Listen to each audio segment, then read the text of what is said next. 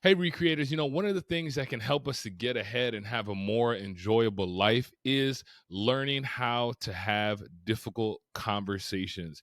Let's face it, most of us, when it comes to having hard conversations with other people, we tend to try and shy away from those things. And so on today's show, I want to talk to you about three things that I've learned from my job about having difficult conversations. Let's dive in. Now, before I dive into the content today, I want to invite you to a new community that we've created for men called Recreated Man. This is a safe space for men to be able to learn, heal, and grow.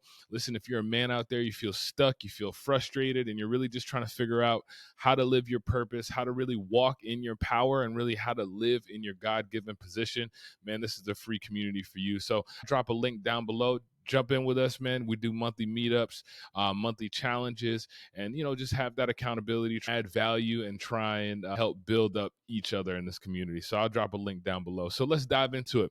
So first off, what do I do? My job entails that every day, on a daily basis, I'm usually meeting with family members, I'm meeting with friends, of people that have lost somebody. That person has passed away. Maybe it's a family member, maybe it's a good friend, whatever the case may be. But every single day, I'm sitting across the table from a family who has just recently had somebody die in their life. And this has been probably one of the most interesting industries that I've been able to um, add value to, or just be a part of. And the reason it's so interesting is because you can imagine that sitting down with family members and sitting down with people that are in those type of positions, the tension is very thick in those moments. I mean, I want to say honestly, the majority of conversations that I have with people, you can almost feel the tension in the room when you're there. And so when I first started in this position, sitting down with people and having these conversations was so extremely uncomfortable, because you put yourself in this situation and you're wondering, okay, what do I say to somebody? How can I bring comfort? How can I help?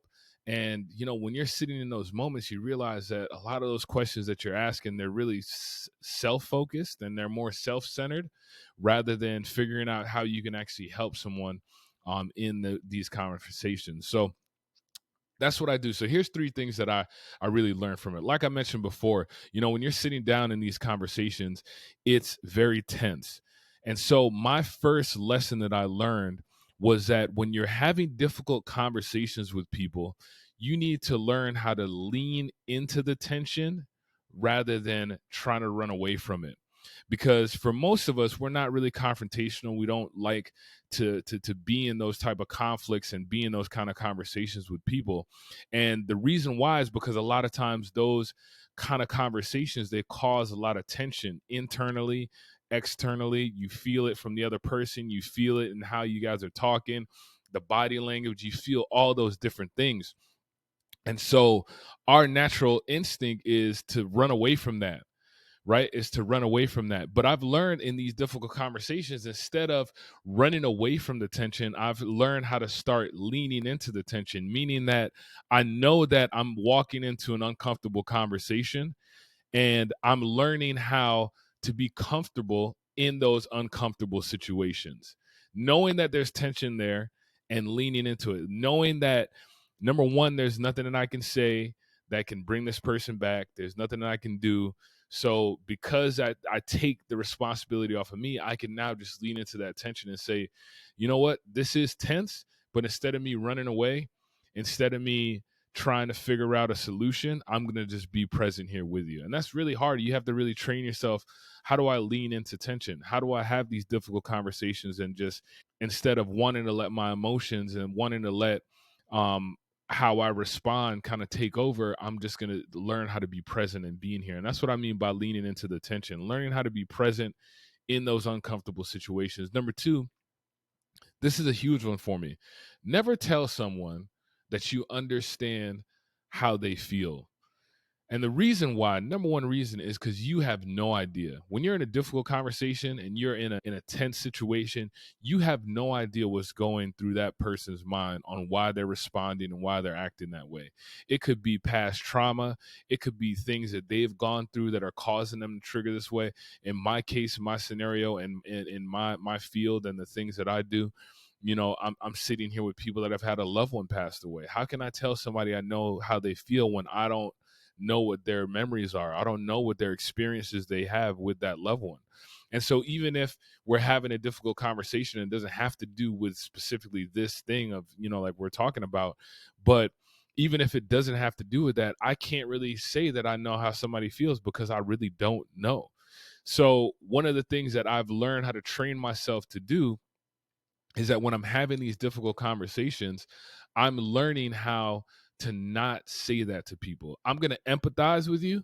I'm going to try and understand what you're feeling and what you're going through and try and make those connections there. But I'm not going to tell you I know how you're feeling because I don't know. Unless I've gone through it and I've been through that experience, I can only give you some insight on what I've experienced. So I'm not going to tell somebody what they're feeling, right? You think about that, it's almost an insult and it's very selfish because we're trying to put that situation on us rather than really focusing on the people that need to be focused on. And that's the person that you're having the conversation with. And then the last thing, this one is huge. This is something I'm learning. Less is more. Talk less, listen more. I know whenever we're having difficult conversations with people, we want to have something ready to say or rebut based on what they've said.